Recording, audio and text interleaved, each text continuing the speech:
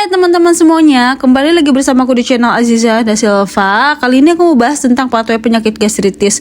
Mungkin ini penyakit yang sangat umum ya, apalagi biasanya ini terjadi pada kalangan muda ya, gastritis.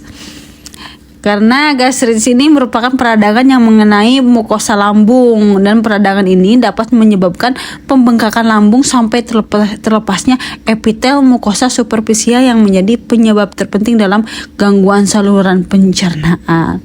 Dan gastritis ini penyebabnya itu salah satunya itu karena bakteri Helicobacter pylori, atau bisa juga karena virus atau parasit, juga dapat menyebabkan gastritis ya, virus dan parasit. Dan juga bisa karena efek dari obat-obatan tertentu, karena stres nih, biasanya anak muda ya ini terkena gastritis karena stres. Dan juga karena konsumsi alkohol, karena pola makan, ataupun bisa juga karena autoimun. Yang mana semua hal ini akan mengganggu lapisan mukosa pada lambung.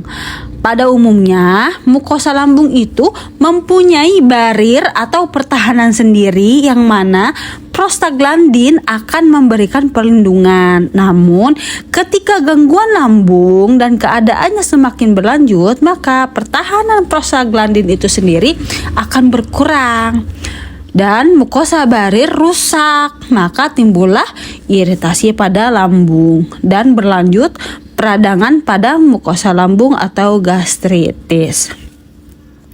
Lalu ketika ada peradangan pada lambung ini terjadi, pastinya sekresi mukosa berupa HCO2 akan meningkat.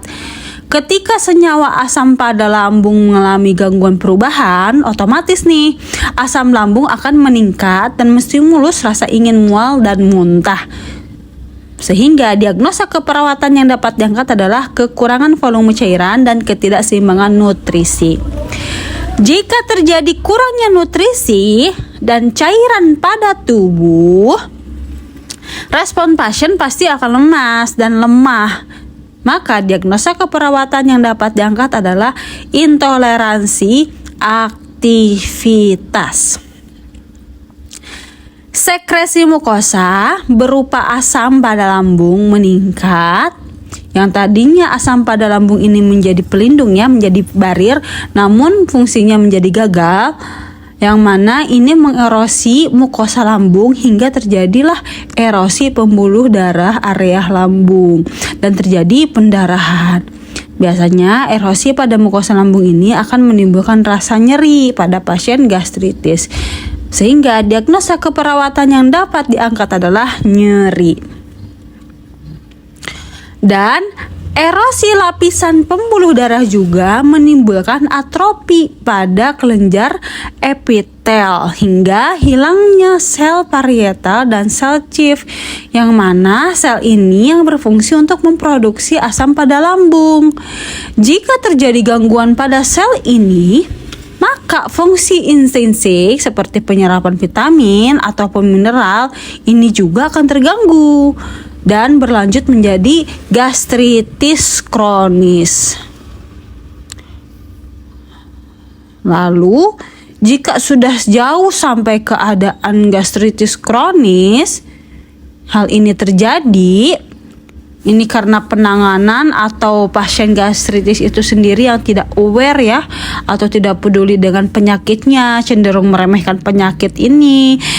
Dan juga bisa karena kurang pengetahuan ataupun keadaan lainnya, dan cenderung timbul rasa cemas jika sudah terjadi gastritis kronis, karena akan mudah kembali terulang jika sudah kronis.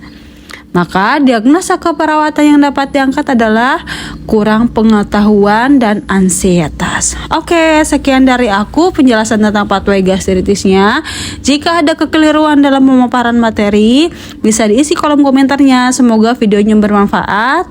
And next, kita ketemu di video pathway penyakit lainnya. Jangan lupa subscribe channelnya dan dukung selalu. See you next video. Salam sehat selalu. Bye-bye.